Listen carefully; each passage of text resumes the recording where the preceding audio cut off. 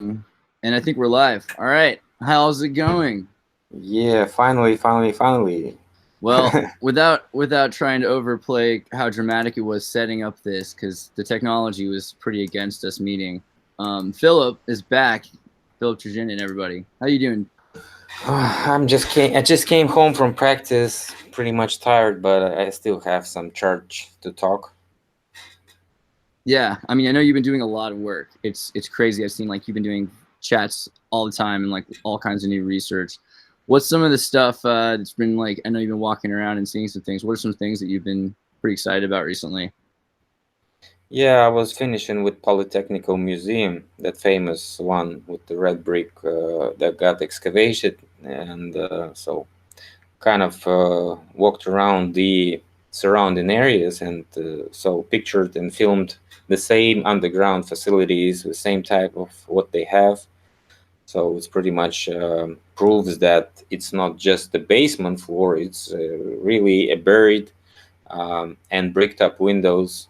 So it's like very nice for officials to hear this problem, and so they opened up this complex for the people, and they were gonna have some like little coliseum there with the benches, so people probably gonna be sitting around there, talking, maybe hanging around and watching this evidence actually. Yeah, man, it's so crazy. I've been seeing so much of the same stuff, like even in San Francisco. Though I feel like your job's still a lot harder because we have these like historical buildings that are kind of they're saying, oh yeah, this is an old building, so it kind of sticks out. We can get a map and look for them a little easier in places like San Francisco. So it's pretty funny when you pull across a place and they're just like, get out of here. What are you doing here? It's like really, really insane. But we're starting to get that too. I've been doing like, we try to turn a conspiracy into a brand. We got like t-shirts now. If you guys are into like recent Tartarians and Star Forts. Oh, And we made like, well, something to do. Plus, we also got like a group together. Like all of that goes directly towards this website, like the Tartary website. So all of that is just people can get videos and they can get pieces and they can make their own videos and it's all open source and you have your free account. It's like pretty sweet.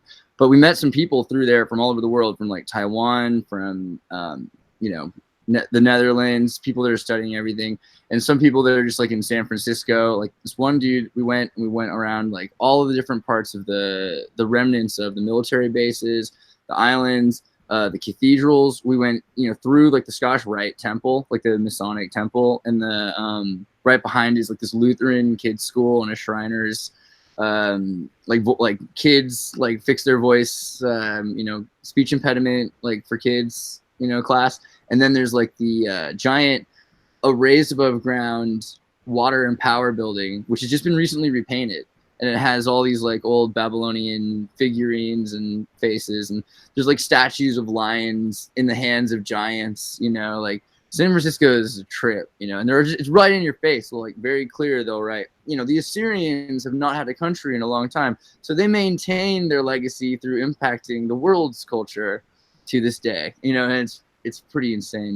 yeah. But Are they talking about the bird ships? yeah, there's all kinds of stuff about there in the Oakland specifically though. There's more No, than I ever. mean, central part of San Francisco is completely constructed on the ships that were Yeah, buried. yeah. So the way it works, from what we understand, is like the dunes. We went first to the beach dunes, and where you stand on the dunes, there's plenty of pieces of brick. There's plenty of pieces of rock, and it looks like what there were stone and concrete ships, brick ships, giant ones that were shattered, and it's way larger than anyone's actually anticipated. And the pieces are everywhere. And then when you go to like like Golden Gate Park, right? Golden Gate Park used to just be dunes. It was just sand dunes, but not sand dunes. It was bricks that were shattered. So it Mm. looks like shattered. It's literally the remnants of shattered buildings, and we can pick up pieces of these bricks, and I have photos of them that we'll put up soon. I But wonder. they're in the sand dunes. Yeah, I wonder if you're gonna find any pieces with the labels, Right. because That's the thing that we've been looking into also. And the thing is, it looks like there's a lot of them, not just in San Francisco, but along the coast. Even here, 100 miles or so, 160 kilometers south, There's concrete boats that have turned over that have just been, out in the harbor that they said were decoration from World War II, but they're clearly, there's more to it than that. And we're starting to turn up in the sand turrets, giant like ribbon turrets and things like that, which again they say, like maybe they're from some World War II thing, but they don't fit they don't fit the story, don't fit the narrative. It's pretty funny. And then also what we have been seeing is reuse of things. So they take the bricks and then they put them, San Francisco, if we should just go in soon to talk to some of these architects about recycled bricks, because they're all about recycling bricks. I mean, you go to these $50 million mansions that Dianne Feinstein has guards with guns in front of, basically, and they're all made of old bricks, but they've been taken out of shattered buildings and put back together. So I feel like we've learned more than we've ever have about bricks now in the last week or two, because we see the difference between how they fit together in their origin versus when they get reused. You can see the difference. But especially common is the first floor now will be replaced, and then they'll have the building raised above it. So the first floor will be, a mall, a tank, vault, gun, barracks, looking black, cube. And then above it will be this old Tartarian building, or they have very Masonic, solemn, like Sumerian obelisks, and symbolism.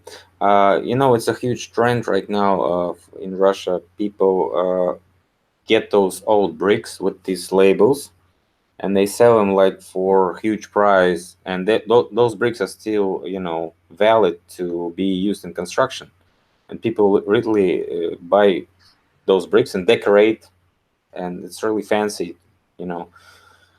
So I'm glad to see that you guys can find some also, because red brick is. How do they explain all this production of red brick? What does actual amount of this production? And the amount of construction is also very interesting, because it's glass, it's a roof, which is metal mostly, and bricks itself, it's just a huge amount of materials that they're supposed to be carrying out. So it's roads, it's economy, it's hiring people and stuff like this. So it's like a lot of stuff to explain, actually. It's an interesting line of questioning to look into how these giant vehicles of masonry were constructed, and then also the time it would have taken to bake in ovens all of these bricks, because the quartz that's involved with this too. We've been just looking into the Indian building of bricks, and there's a lot of, we've probably forgotten more, or they've forgotten more than we'll ever learn about how brick making was done in history. There's so many different ways to make sure that it has the right amount of lime, or that has a certain amount of calcium, or the quartz is broken up properly so that it holds together during the right seasons. The way brick building was done for a long time. It also has this lay stone. There's always a lay stone, It's weird to look into it now, because I think a lot of people are getting beyond just speculative. They're like, literally, how did you build the buildings? And there's certain things where you just can't. Like, one thing we're looking is in Essex, in Britain, right in the corner, I think, is the Angel building, the Angel Palace. And it's a great example of a lifted building where they've just picked them up and then they've started doing this remodel.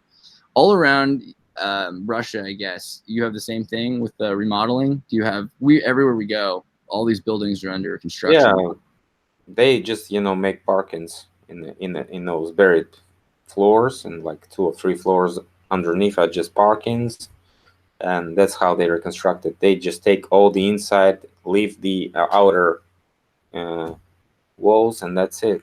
So this is how they do it, and make huge office buildings inside. So it's like they enlarge them, because the land is very expensive.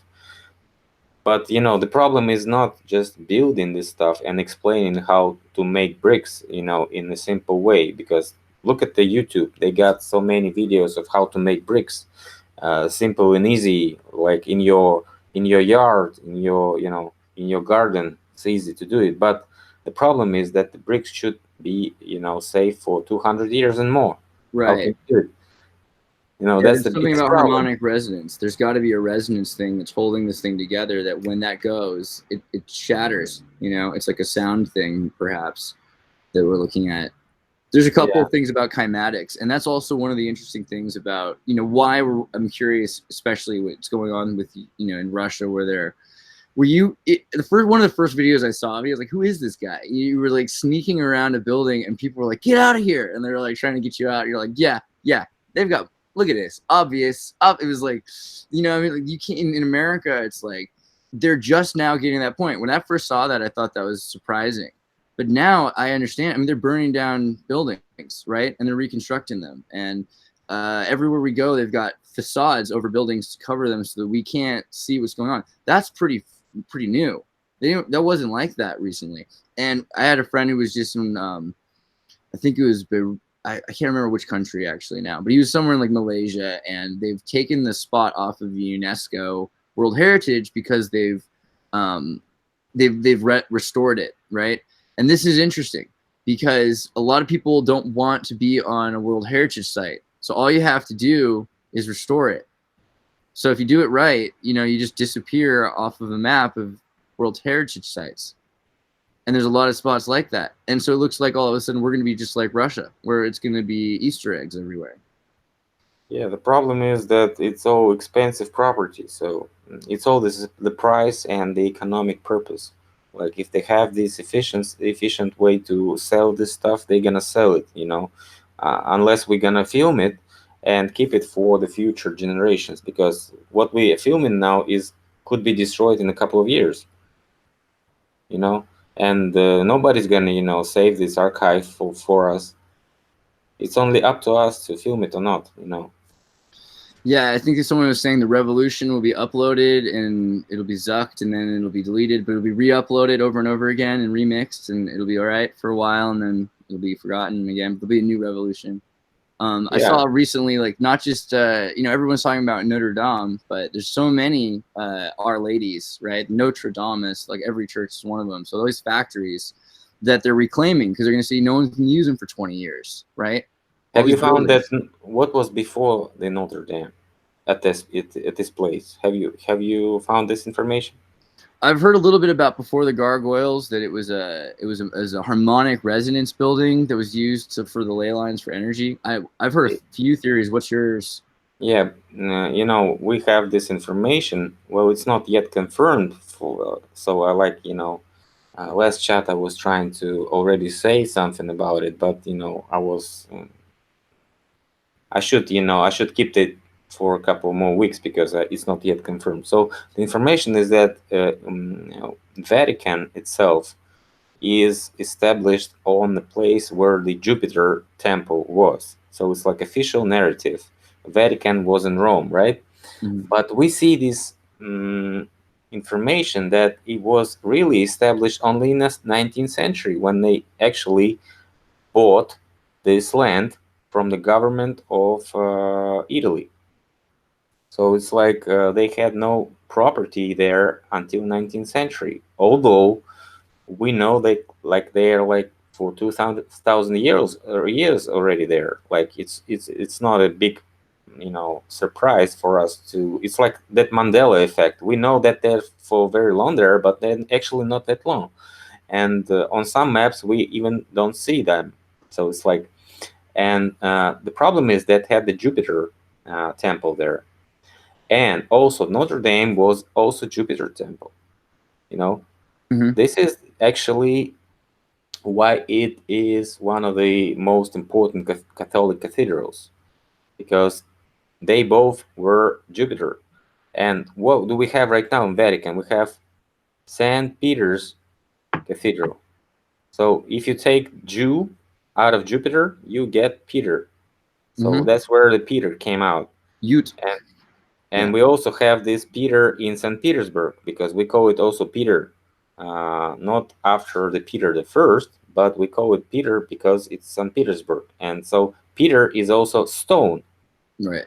Rock right? Mountain. Rock stone. So it's like all St. Petersburg made of different granite and all this stuff. So it's like very hard to explain with the official paradigm of the technology that they had they made so advanced constructions there that we cannot even explain. So my point is that Jupiter was probably the one of the leading gods, and that's why we have all these antique style sculptures everywhere. At the same time that they supposed to have very rough Christianity era, right?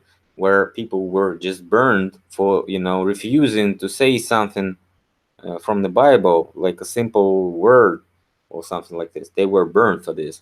And look where we have the evidence is like everybody was building pagan style stuff and nobody cared. It's just out of line. But if we think about it as it was created only in 19th century, it makes sense because all those buildings that we have seen in our photographing sessions look exactly the same antique style, and all those pictures are made in 19th century. That's where they found it, and what they're doing right now is like they destroying the evidence step by step because they cannot just clean all these buildings immediately because they need them obviously for for using them, because they captured the buildings, they captured all the property, and that's why they're using it. Like sometimes for a museum, sometimes they use it for collecting the money from tourists and stuff like this. So it's like it's economic purpose of this is very important for them, and they use it. But step by step, they reconstructed, and erase the evidence. Like they had the people with the naked bodies, and now they have them with the clothes. And very soon we're gonna see like different noses, different faces, changing, and Gargolia's there. Look around. Right. Well, a couple of things. I think I'm glad that you're willing to say that stuff as a hypothesis so far, because that's exactly what we've been looking at in a lot of ways too. In first off, the philosopher's stone, and so the idea of Peter Piedra, the stone, and the philosopher's stone mountain, the alchemical rituals that they use to make little wood by making stone into metal through flesh and fire. You got to throw a hand in if you want to make some magic. They have some pretty scary rituals, and it seems like it comes down to you got to die to make a philosopher's stone, or maybe 6 million people do. There's also that in the Full Metal Alchemist. We've been looking into some cartoon things too, because there seems to be like a lot of correlations there with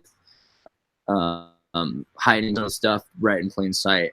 But it looks like, yeah, there's something to the idea of the female church inside of a church. Also, you gotta imagine, like, if you're in Russia or you're in America, like, there's certain people that can do more than other people. Like, there's the KGB and the CIA or something are probably it's a little bit disconnected, So there's some people in the church that were being burned at the stake for not just wearing a tie, but there's other people that were allowed to do their polygamous sex goddess worshiping cult that was always there, was always in Rome, and it goes back further than Rome, like it's like, so Sophia, the goddess Sophia, is the goddess of wisdom, and she's often associated with Cassandra.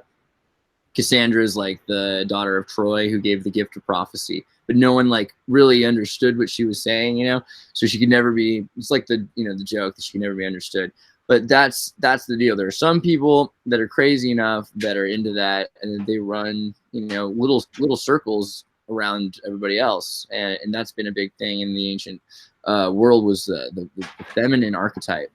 So earlier you said, what was the thing that led up to that? You were saying the removal of statues. Dressing them, in fact, different way dressing them. So they Right. had different fashion in antique statues. They had more naked people, Right. and then they dress them to be like more dressed and look like maybe with beards, different noses, like they had a some knife in the hand, and then now they have like a cross, for example.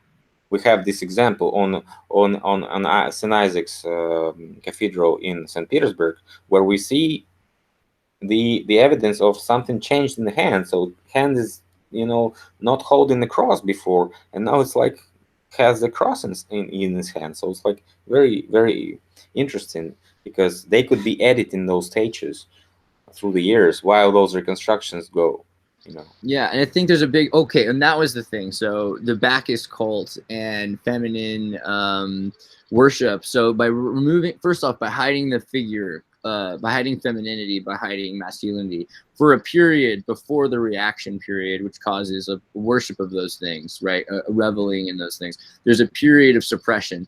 And so the suppression then makes the other thing more powerful. So you think about also what happens when you make someone a king for a day?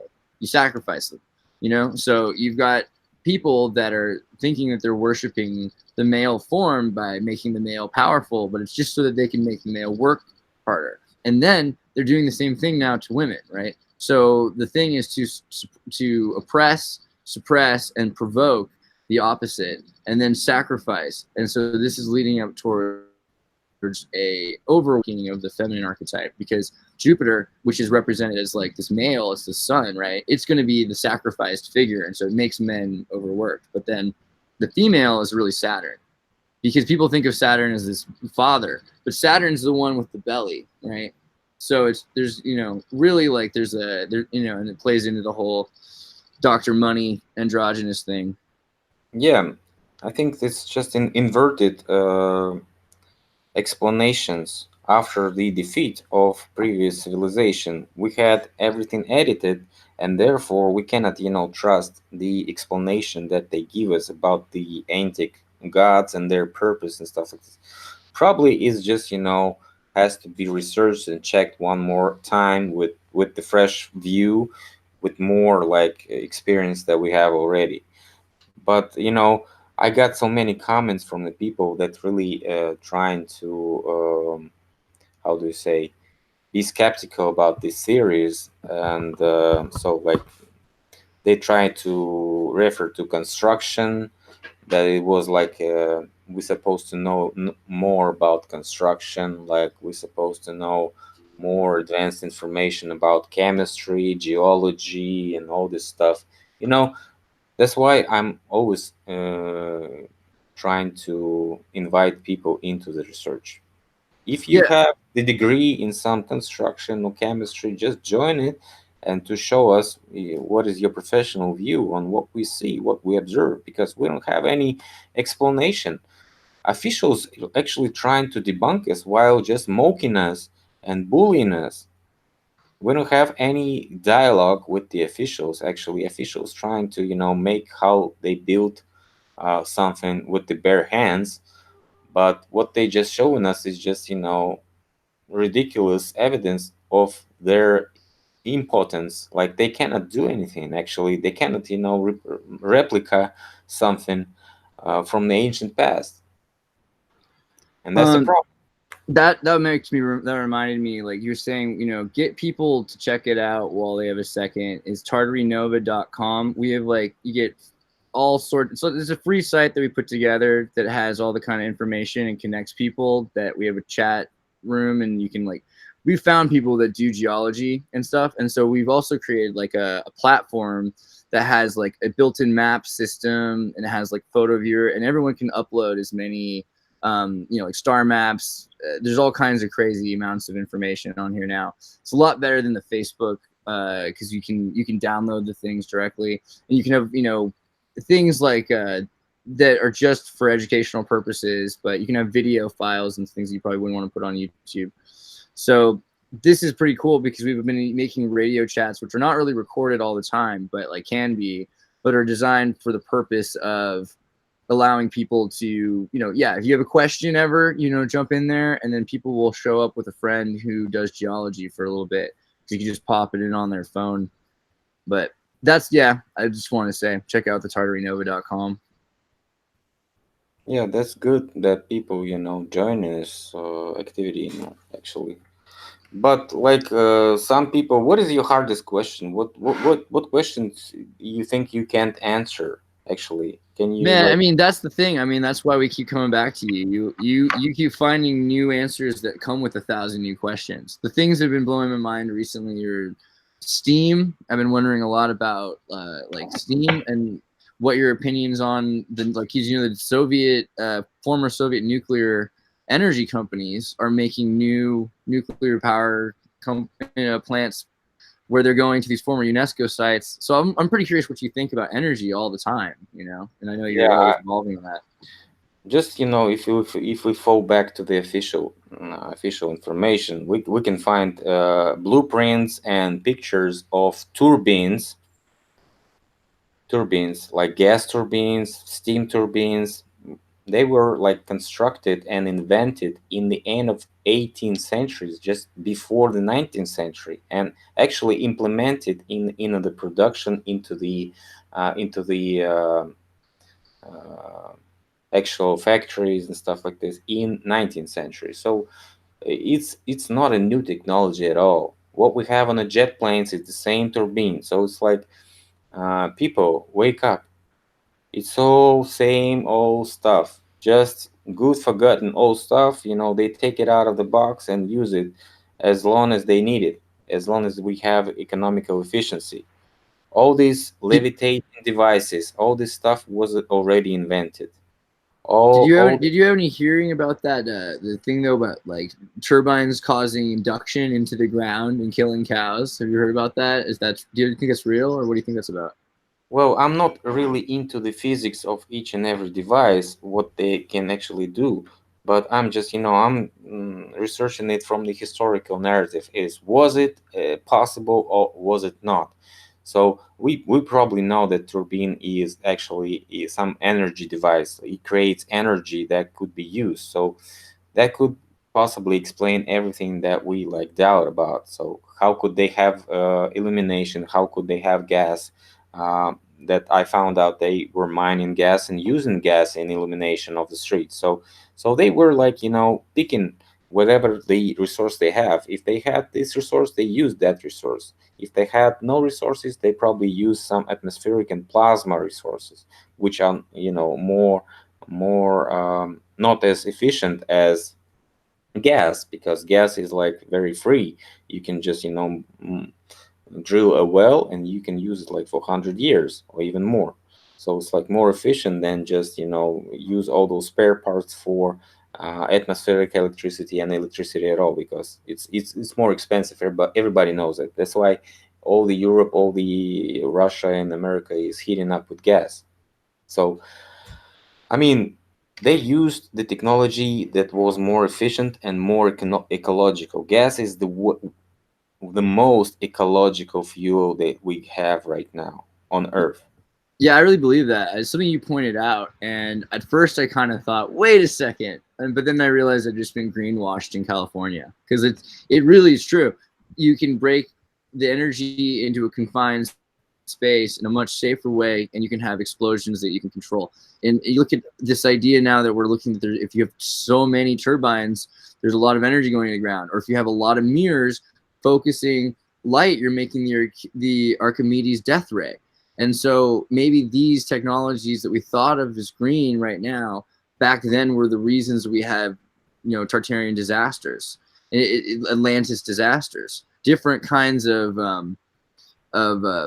we think of natural disasters, but we've always been hearing about 5G or like the ley lines of energy.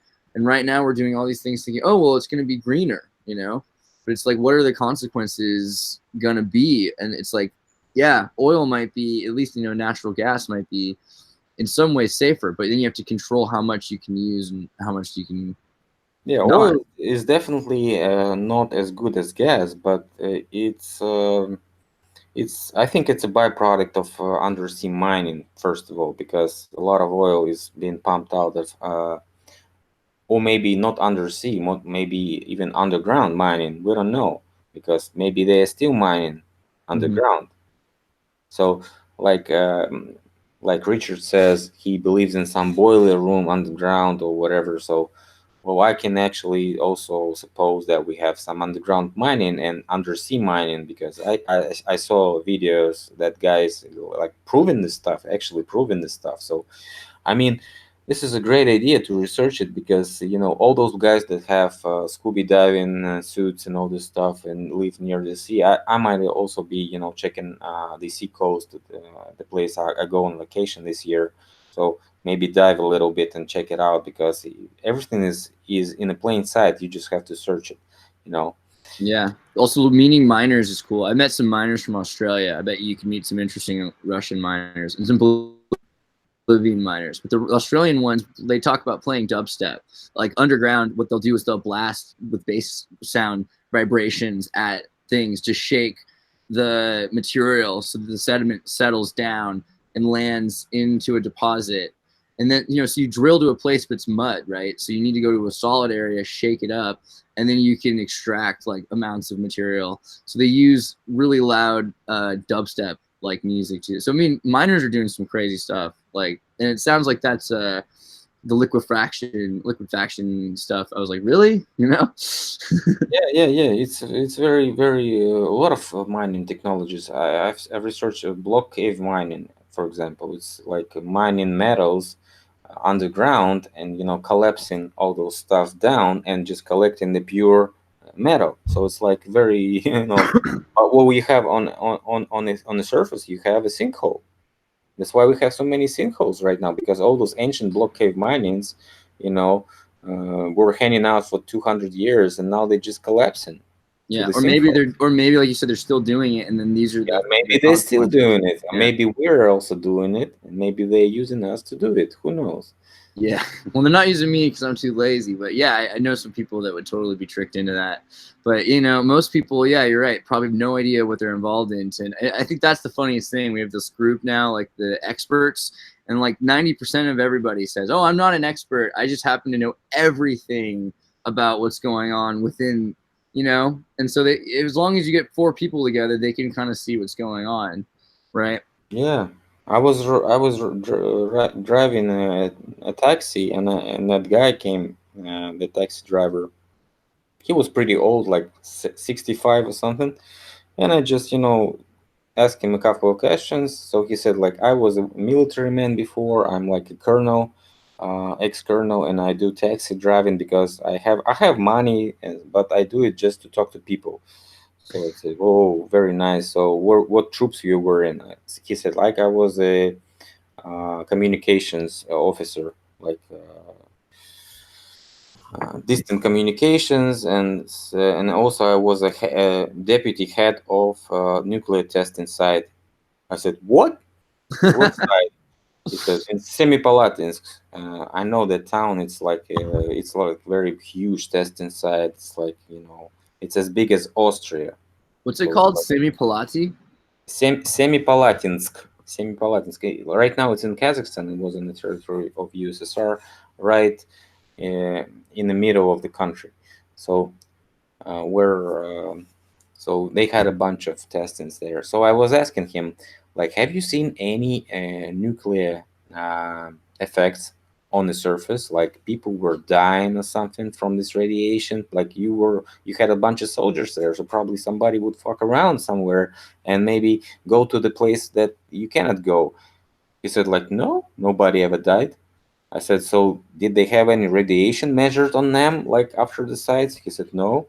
We had only underground testings. Like they had these on surface testings before he came to job.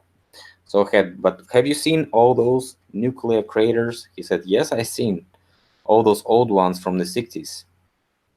But I said, Wow. Did you measure radiation there?" He said, "No. Somebody even was fishing inside of those craters because water came in and somebody poured some fish in it, and fish, like, it's a lake obviously right now because 50 years passed. So they go fishing there and get this radiation free fish and eat it. So it's like very interesting. So I said, so you believe actually in nuclear? He said, yes, I was testing a bunch of times and we had measurements of underground nuclear uh, explosions. Even the mountains were rising after the explosions. Like mountains were jumping into the Mm-hmm. sky and like collapsing totally with a pile of waste. Like, it was a mountain before. They drilled a hole underneath it, placed this nuclear charge, not very big ones, of course, but the mountains were like blowing up and like collapsing totally with no even not a big rock inside. So like total dust and sand. So it's like I said, how can you prove that it was nuclear? He said all those measurements that we sent to the central central office of Russian army.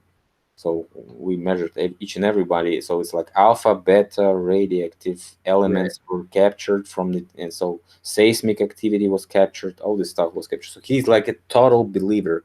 He's like, But dude, get a Geiger counter. Yeah. yeah, but I shaken his opinion on this after I started talk, and he was like, yeah, you kind of right. Maybe we had to measure it actually with some devices on the test sites, but they were not allowed to go there because they said there's big radiation there.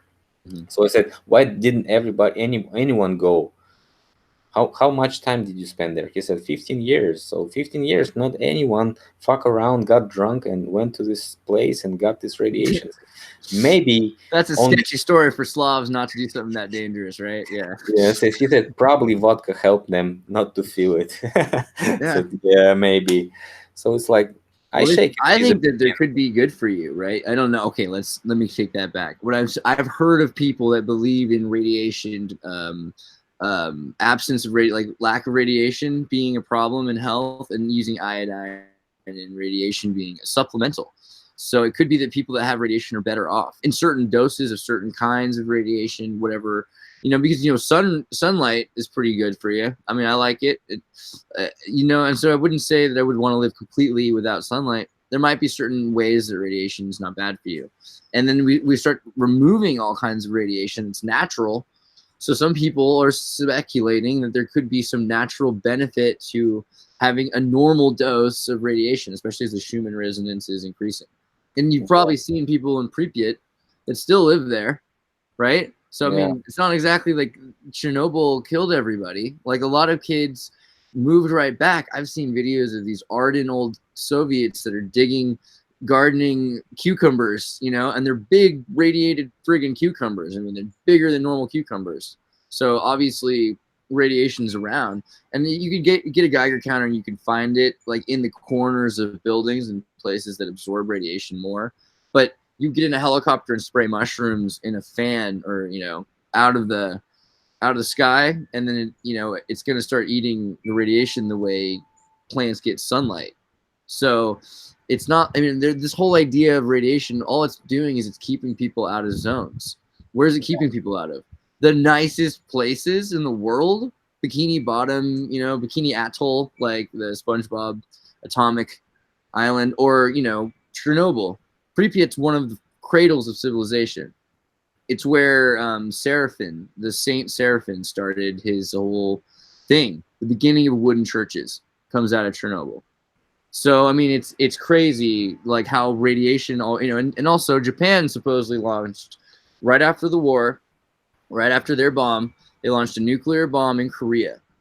In North Korea, there's a nuclear zone from the test bomb the Japanese were building.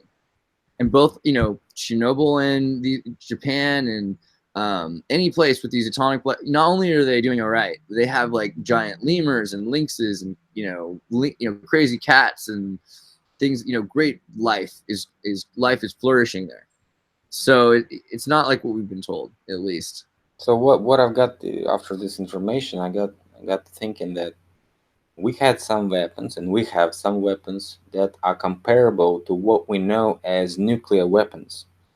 Like it has really destructive power, so it can blow up the mountains, make some huge craters and lakes and stuff like this, and it could be used for destruction and carpet bombing and whatever. And this weapon is real. Those missiles can work, so they can use it, and they can probably use it because, so it's not very hard to understand that they probably can use it. But the effects of this weapon and the all these disease that come with these effects are probably exaggerated, because I've seen a documentary not that long ago that was making by American journalists about this Semipalatinsk area and all this place. And there's also um, a space starting, how do you call it, place where from space ships go. We call it Cosmodrome.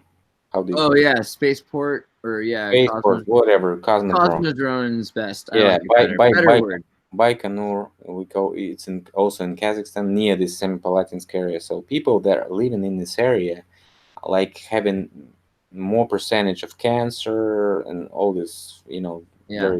very less length of life and stuff like this. So, and their kids like born with different anomalies in Hmm. health.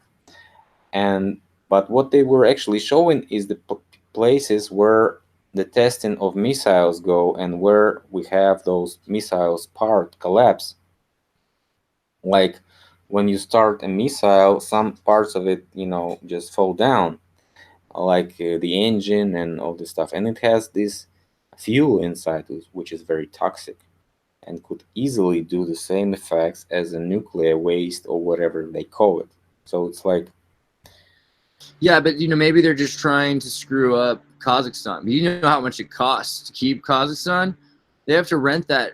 The Russian government's paying like hundreds of millions of dollars at least a year just to rent that spaceport. That's why they're building the new spaceport. Or I guess you guys built the new spaceport on the east coast of Russia. they're So I just mean, stealing the money, just stealing the money there, and it's not very expensive. It's like $15 million a year renting all this Baikonur Cosmodrome. I So it's think there's a lot of people in Russia that would like to see a bigger Russia. I don't know that I'm not trying to say everybody is that way, but like it's kind of the Odessa thing. Like there's a lot of Russians already in Kazakhstan, and it would make sense to them. And I'm not saying that as that I'm one way or the other in that circumstance because I have lots of friends in Kazakhstan.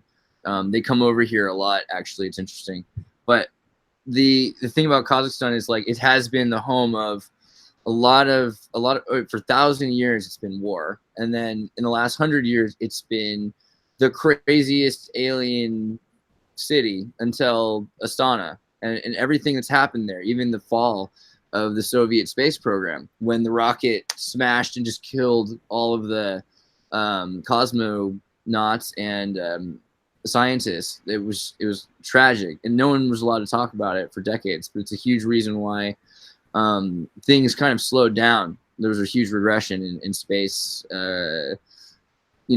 research yeah, right after that. I think they just needed to change the manager, and new manager came, and now they're stealing a lot more and more efficient than they used to do in the Soviet times. Because capitalistic system, increases the corruption, not decreases it actually. So those budgets are very huge, and amounts of money they spent on the space stuff is,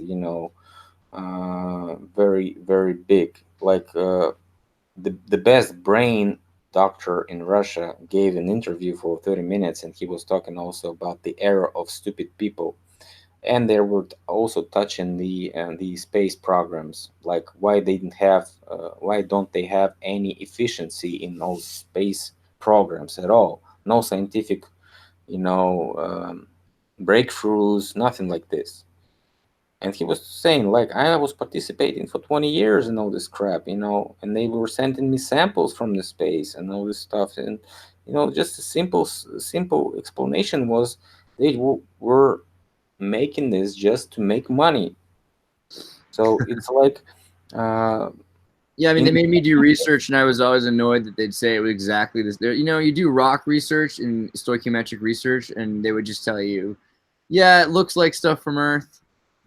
You Yeah, know, no, no, no, no, no, no. He was talking about biological experiments, because a lot of stuff you can do in space. Just bring some animals there, just test them, Mhm. make those measurements, and figure out what is actually will be going on when you send a person to space. Like they're Right. trying to send person to Mars right now, but nobody was being farther than the magnetic field of Earth, Mhm. like the official version. Like how you supposed to send somebody, like maybe some reptiles or somebody, but they send the same old rats, the same old monkeys, and just spend all these animals But for Leica was different. nonsense. Leica was special. She was a good dog. But I they don't did know. it all in 60s. Why are they just trying to do the same stuff that was done in Well, 60s they with do. no Okay, so technically they do things like they say they do things. I mean, I don't want to say that I believe everything I hear, but like they say that they're bringing things to space. I've Right now heard they are about. not doing nothing. Right now they just do nothing. He was talking about 20 years, like 20 Yeah. years of research when he was engaged in all these biological experiments from space. And they were sending him samples, the brains, the cells, the cuts. He's researching, he's the best doctor in brains in Russia and probably in Europe. He Mm, knows everything about the brain, how it's composed, all this, connections in the brains, what do they affect and stuff like this. And he was tested all the stuff they were making in space and given his resolutions on their experiments. And he was like very surprised that they spending money on the same stuff that they were doing in 60s. And he's yeah. like, what the hell is going on? Well, I mean, they admit that they destroyed all of the stuff. Whether or not it did what it did or not, they couldn't do it now. And so now what they're doing is they're trying to automate all these things properly, which is interesting. So, like the SpaceX launch yesterday, it proves that. It's not that they're trying to do anything novel. It's that they're trying to do something more efficiently so they can do it again. But there's plenty of people putting, like, Discovery was a program by NASA and, Tesla and whatever, putting money and things into space, and they just put little satellite cubes that we would design. There's like a little robot machine that has a 3D printer, and it has chips on it, and they would try to put bacteria and things in space just to see what would happen. And now what you have is just soft disclosure about it. It's like every few days we talk. Somebody's gonna talk about this tomorrow. I guarantee it. I'll buy you a drink if I'm wrong. Like tomorrow on BBC or something, or somewhere, they're going to be talking about bacteria that's evolving in space that's attached to one of the CubeSats or something like that. That's how it But happens now. problem It's is they're gonna send person to space, a human to space. What the hell is bacteria doing with the person? well, We that's we're where talking about survival of the person they're going to in a start with couple. artists. They're going to send Yeah, they're gonna send Trump to space or whoever. I don't know, but they have to send somebody to the test the. Japanese guy is going to send like 10, 20 artists to space. They're going to be non-essentials, don't worry, but they're going to send some artists to space, and then that way they can focus on their art up there. Yeah, who knows? Who knows? Well, the problem is actually that the amount of money that they spend that don't bring us any efficiency to us. And he says like the space program is non-profit, period, non-profit, but it's supposed to create Well, some step there by is step there is some increasing there of is some stuff. technology, but it Okay, doesn't. let's devil's advocate that point, right? So first off, like the KGB, CIA, NASA thing, right? Let's kind of conglomerate them into a thing, and then let's also think of it like that. Like the idea of people fighting for these things has led to what? Well, microwaves, I guess. It's not super exciting, but it's nice. Cell phones. That's it. Velcro. Like pretty sweet. Like if you wouldn't have like in general, there's like 3 or 4 things I don't hate that come from like this idea. Also LSD, right? Probably comes from this idea of like connecting people to outer space. And even looking in, beyond that, there's like people that are trying, to fight each other and make each other more efficient. The CIA watching Russians in their not connected to each other mode has made free agency so that people can do away with like the government the same way they used to. So I don't know. There are some things I find kind of interesting about this whole space race that's been invading Earth, but I mean, I wouldn't say that they haven't done anything for us, Well, I just said before, everything new is just good old forgotten old stuff. So they didn't invent anything. Like rockets were, launched since the beginning of 20th century, and they still launching the same types of rockets with the same types of probable technology and all the same stuff. So we haven't seen any actual space Right. footage yet. So the rockets is just launching and it's go to the Cut. trajectory and just Yeah. Cut. the same is landing. The same is landing of SpaceX. Every time they cut it exactly on the landing, and like, ooh, just everybody's applauding. I've seen a bunch of those videos of I just live feel rock. bad for anybody who defends him these days. It's like, oh man, it's like defending an abusive husband. You're like, this video is beating you. It's not winning. It's bad. I wanted Yeah. to ask you though, like segueing from space stuff a bit, because like who believes in that? Let's talk about fiction, things that were probably true. Like last time we left on the Taurus Bulba thing, and you were like Taurus Bulba. So I was wondering, like, what do you think about that story? You know, about the Nikolai story. Uh, you know, it was in school when we researched, not researched, when we had it in program. But I was pretty lazy back then and didn't read it because I didn't like this novel actually because it was boring for me. So you just start to read it and Yeah, that's some bullshit. So you and just that's how you know. That's what they do to you. They force you to hate something. You know what I mean? yeah. But I'm really sorry not to do it right now. So maybe if I have time, I'll check it out. But again, Never force yourself to do something at a time that you're not supposed to. I no, mean, no, no, it's no, you no. know, It's always a time to do something yeah. when it's a time. So if we have this time, if I have this chance to do it, I'll actually do it. Well, I've been finding it to be like more and more like I mean, it's first off Nikolai Gogol, right? He is that how you'd say his name? He wrote this whole book about a guy named Taurus, you know, Taurus, like Tartarus kind of thing.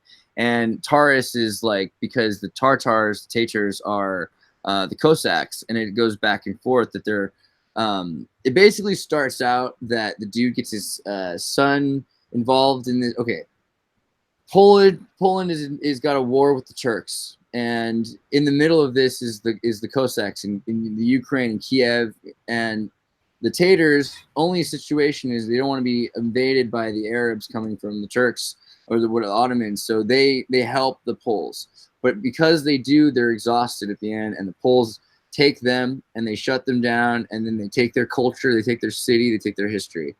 So all of these long-haired Cossacks they cut their ponytails, and then they go out and they live in fields, and they completely abandon their city, and they're all nomads. And then he takes his two sons and he sends them to Polish schools, you know, so they can be raised as by the best schools in Poland, but as immigrants that are rejected and disrespected, derogated, and beaten, hazed, the worst kind of stuff that was going on in old prison culture style Russia at that time. And then afterwards, he thinks his kids are going to know how, from the inside out, to defeat the Poles, and then they can get it back. And then that's his vow. And if he doesn't do that, he'll like cut his own balls off. You know what I mean? He's just like he's balls against the wall about this. So eventually, his son becomes so Polish that he defends the Poles for a girl against the father. And the father's like, dude, what have you done? What have I done? I created you, and now I have to destroy you, because, what matters to me are the Cossacks, right? And it's a pretty interesting story because it has so much history in it, and it's supposed to be a fiction, right? It's from 1835. I feel like Gogol was part black. He's part of the number of Moorish Russian authors. There's a number, right? Like No, he was just a ordinary European looking guy. well, so I could keep seeing like Pushkin, right? Like Pushkin was black, right? Pushkin was not very black, but he had relatives who were black. Well, I mean, he wrote books like the Moorish so Russian, and the Moorish Slav and stuff like that. I mean, I've seen a lot of photos of him that look a lot blacker, and then you see paintings of him that have been more white. There's a It's lot of that going on at that time where they're hiding their blackness, their Africanness.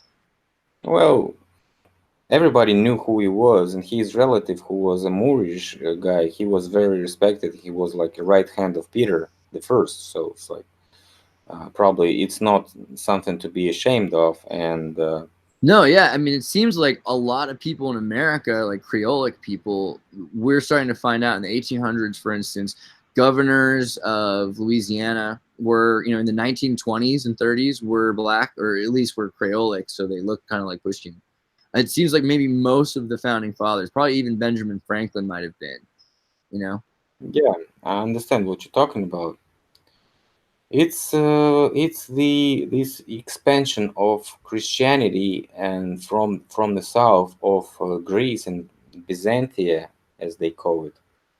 is that what, you know, actually brought all those people from the south, from the Africa into the Europe? Because, you know, it was a weak point, and so they, you know, Ottoman Turkey was very efficient. Also went through whole Europe to probably Serbia, right? So it was like attacking Vienna, uh, and so on, and it actually captured half of Spain. So it's like, who knows? But I also find a bunch of evidence that a bunch of white people were living in the places where we actually think that only black people live, and so on and so forth. So, as what my opinion was before, I stick to it. I think that people were living everywhere, and so as Chinese could be living everywhere and stuff like this. So it was multicultural country, something like what we have right now in Russia, because we have like 150 years of living side by side with Muslims and don't even fight with them actually a lot. Sometimes we have like a town or city when half of this is Muslim and half of this Christian, and they have no conflicts for all those years. But when we have somebody from the outside, we also have we had this Chechen war, and it was probably a false. It was probably a staged event, as I what I think right now. But a bunch of people were sacrificed. As this is what they actually do. They sacrifice the best because only the best people die in the wars. The cowards are just, you know, hanging around the couches in their houses, hiding in the basements of their houses, and that's what they do. And only honest men with the honor go to the wars and die. That's what I like about America. It's what I like about Japan. That's what I like about China, and that's what I like about Turkey. That all those countries still keep this military tradition, although it's like 200 years, but we're still hanging on. Look at the Europe; they already gave up. Like they are not, you know, protecting their culture anymore. So that's my point. It seems like that's the crazy. Do you think they're going to provoke them to though? Is that going to be part of it? Like everyone, is there going to be a provoking point where Europe rises up in reaction? Yeah, I think it's actually provoking people to, you know, to show themselves because they need all those honored people to die. They want them to sacrifice. That's what they do. That's why all those firemen, you know, probably were sacrificed a bunch of times in some events when, you know, you want to send the people to who you send first, the 911 people, firemen, or who else? Maybe National Guards, special forces, whatever the event is. And most of the people die there just, you know, just for some for some orders that nobody even knows what the purpose was. Right. Well, it seems like we're finding like each time though, like that's why it's nice to study the history. We're finding all of these cures to those things. Like someone mentioned earlier in the chat, like they're like miso soup is the cure. And I think we talked already about how that cured nuclear, it eats the heavy metals and radiations, and it'll take out the heavy metals and toxins, and it'll break down the proteins into amino acids, which then can be digested. So like that's a crazy thing that exists. It seems like there's a lot of little things that are like very well engineered that exist around all of these disasters that have happened. So there's something that seems like there's something that is synthesized about it. It's not completely natural, and also that it's designed to be lived through. I mean, there's ways of doing it. Whether you have to go underground and wear metal chainmail, or whether you have to eat miso soup. But it seems like, yeah, also looking into Bessarabia. Have you seen in Bulgaria, outside of Grasnica, there's a place called Bessarabia, and it's a completely, I guess you'd say, Christian civilization that was Muslim and just has all of the stuff left of the Moorish culture. And we're finding, more and more links between Europeans and Arabs from the time of right before the Inquisition or 1200 years ago. Yeah, There's probably definitely, a large scale of coexistence, and so we have to understand that we were coexisting for several centuries. Everybody was living happy until the parasites came and probably erased all our, common sense. That's why we call it common sense, because we had it. This common sense was actually connecting the different nations, different cultures. That's what we losing right now. Country by country, they taking out the common sense. You know. well, I think that I've put you on here for like a good hour. I feel like this has been pretty good. How are you doing on time? Yeah, we can. What is your, what is the most, important question right now that you cannot answer? Just, just go through those. Yeah, that's okay. Let's say, like, how about you try to tell me what's going on in terms of parasites. Well, this is something that we can expand a bit. I like using it as an abstract, but if we want to go deeper, we can. Yeah. Okay. Have you seen any, weddings? Weddings?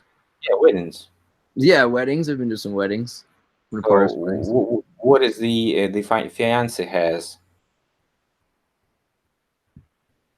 The fiance has a ring No, no, no, no. What dress? The long dress that follows her, and somebody even Hey take man, kids. what's up? Some kids even carrying parts of her dress, not to, following her, like keeping the dress from the floor. So it's a Long, giant dress. yeah, long dresses. Like, how do you call it? That Bridal follows, bridal dress with the right? with the Yeah. Remember the somebody kings? answer that. Yeah. Remember the kings. What did the kings have? Crowns? And also Oh, those dresses, the robes that they pull. Yeah. the dresses that were following kings, all those mantias and, whatever we call it, with those skins of animals, Mhm. decorated clothing, long red ones or purple ones, whatever you call it. So what they were actually hiding is their tails, because we seen a bunch of pictures when we have somebody like crawling on their knees, but actually we don't see any feet, but the dresses are like completely to the ground and to the floor, and we see those noble men crawling like on their knees, but they don't have any knees and feet. And so that flashed me back to the Nagi, and so I started researching this stuff, and we were having chat with Modwiz about this stuff. He was like on the side of, advocating those Nagis, like it was like very nice and kind before, but I still stick to the point that on some certain point those Nagis were parasites, and they were used as to capture us, our nobility, and our elites, and make some type of class of people that would not be associating them anymore with the humans that are living here. And probably they had giants on their way, so they supposed to be taking giants out, and say, oh, that's what they did probably, and we don't have giants anymore, and nobody can protect us from those Nagis because they're really, powerful. And so what they did is actually they hired all those traitors, all those elites, to serve them, created all those humanoids, hybrids, also like kinocephals with the heads of the dogs, and you know so I had a bunch of pictures of those in my videos. So like it's not like very point of out of nowhere, so it has a bunch of proof about it. So all those tails are pictured, and the people having the cutting their heads of people, like what we see on the Ramstein video, is completely their god, the Kali Ma, what they're following her. So it's like also connected to Jupiter, because The wife of a Jupiter is Notre Dame, is the mother, or Mary, which is actually representing the Kali Ma. What are the sons of Ma? The Ma sons are Masons. Ma sons. They follow in her and they worship in her still. It's like a never-ending story. They sacrifice themselves to this god, and they sacrifice us to keep the power above us. So this is the pyramid of this sacrifice. Wow, man! I'm just thinking about this one time. A friend of mine was he was like drunk in front of some Masons, and he's like, "Oh, you guys are Ma's sons, sons of Ma," and they looked at him pretty weird. So, I think you might be onto that. Also interesting is Ma being like the Sanskrit for female attached to Kali Ma, Kali Fa. So like Kali Fa is the Caliphate wife, the goddess, and she's a giant and she's black. I mean, according to the story of how California got its name, they say it's not supposedly the Kali Yuga, but it is. But it's supposed to be about, Kali Fa, and she's this huge giant that has all these she has all these men that worship her. I think they're furry white men that worship a giant black queen, as far as I recall. But then there's all kinds of different people that live there in California as are these lagoon-like places, and then this was something recently when I was thinking about Disneyland back in the beginning of California Adventure, because next to Disneyland they have a new park called California Adventure, which is like a park about California. It's like a bonsai version of the state, and there was a part of it where they built a temple and they tore it down in about a year and a half or two, and it was like literally 8 sides with 2 pillars at each side. On the inside, it had screens all over, and then statues of Whoopi Goldberg. And I was like, really? Whoopi Goldberg? It can't be Whoopi Goldberg. And then they projected Whoopi Goldberg's face right on the goddess, and she's all like, "Hi, I'm the goddess of California. Like, I make all your dreams come true." It was like really creepy. But yeah. They really played into it that the goddess is there, and it makes the dreams come true for them. I was wondering though, what do you think about some of these other genomic sequences? So giant is one, but like what about like so hypermelanin for one thing, which is like being super black, or like pheomelanin, which is like the red and the chromatophoric spots. Like, do you think there's anything to these things that they're like? I think just all the people were formed in different cells. That's why we have like all those differences that we observe. Like probably white people were brought here from some other cells. So it's like not on the only cell that we have right now. So probably the indigenous people were the so-called Native American people, and probably the Chinese also were here before the white people came. But I can also say and suppose that the black people were also brought here. So it's like we are the two who brought here, and we lived in the different places before. Then we mixed up in the whole country. We had a union. We had all this cooperation. It's not like we have the only cell. So we have a bunch of cells around us, and probably people came from different cells with the different physical properties of the illumination, and probably that's why they have different skin tone. Like maybe they have more ultraviolet there, or who knows, like what I'm talking about. So it's like not the only sun that we have here. So probably different places, different spaces, maybe even different levels of cells, and still people go into the only place here which has the axis of rotation. So that's why it's in the middle, in the center, and it was called Midgard in all these legends. Everybody knows that it was called Midgard. So Midgard is in the middle and is guarding the entrance to the upper world, so-called heaven world or Asgard or whatever you call it. So probably the white people came from Asgard and black people came from somewhere else. That's why we have all this symbolism with black and white chess, and like all this competition that we have in chess is symbolizing all this stuff. But in fact, here we all coexisted and lived happily for a couple of centuries before the parasites figured out that their plans are ruined and that's why it's when they kept us, in this process of resets, so we can, forget about our friendship and start fighting again as we were before, as to where we bring all those legends about the fight between Carthage and Rome. So it's like all this story, but I think it was not that long ago. It was like 500 years before that.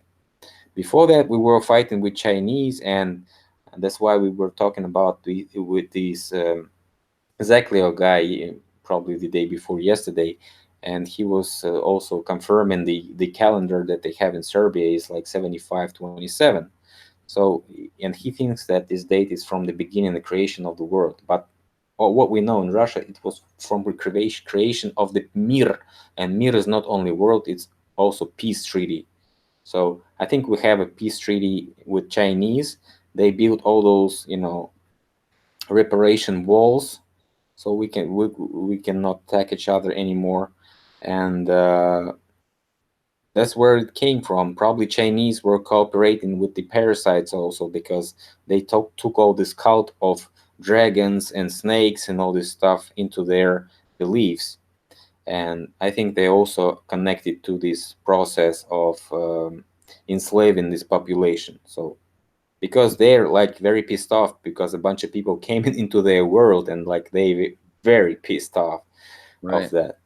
It looks like there's somebody was saying something recently. It's pretty strange, and I haven't gone too deep into it, but I still am willing to suggest like pursuing this anybody so we can learn about it more. Is this idea that the after the World War II ended in exile of the Axis into Hyperborean and Antarctica, and then we're still sort of in some sort of a war with that. But that's why the Mongolian Asian like army like is includes China and Japan, and has been but secretly through economic sanctions involving like the Trilateral Commission.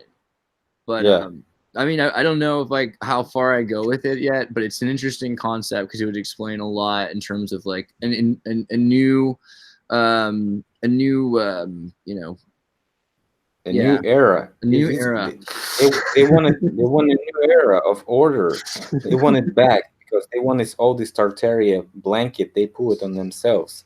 They Yeah, don't leave us any part of it. They just trying to restore this history as that they were the head of Tartarians, but they were not. It was a huge Commonwealth Union, whatever you call it, and it right. was on the ruins of the empire that was before that. That empire was also multinational, and so I think this last two resets totally re-edited all this information, and that's why we like look at this all this nonsense that they bring us, and trying to debunk it. That's the only reason that we do it, because it's really nonsense and it doesn't fit in what we see, what we observe. It's pretty much like also impossible. We've all worked, like Richard and Martin and you and everybody's been paving the way to make sure that this can't be in the hands of anybody. We've built the infrastructure now, I think, together. Everyone now is Tartarian, and there's no way that they could ever own it or we could ever own it, or it's always going to be everybody else's thing. And that's like the coolest, that's probably the scariest thing to them, is a culture they can't copyright into obscurity. It's like, have you read Victor Pelevin? Do you like any of that stuff, like Babylon, Generation Pepsi, Generation Pi? No, he was like a pretty mainstream, so a best-selling book. So I don't like to buy those best-selling books, like because it's like But he's mainstream. So Russian, so it's like, for me at least, I'm okay, right? It's a good that, book. You should check it out, man. His name is Babylon Tartarsky. All right, I'm telling you, dropping it on you. If you yeah, got a he's book got. about if the character's name is Babylon Tartarsky, Yeah, I know. Tartarsky. I mean, I know. how could you not read a book about a guy named Tartarsky? Like, Man.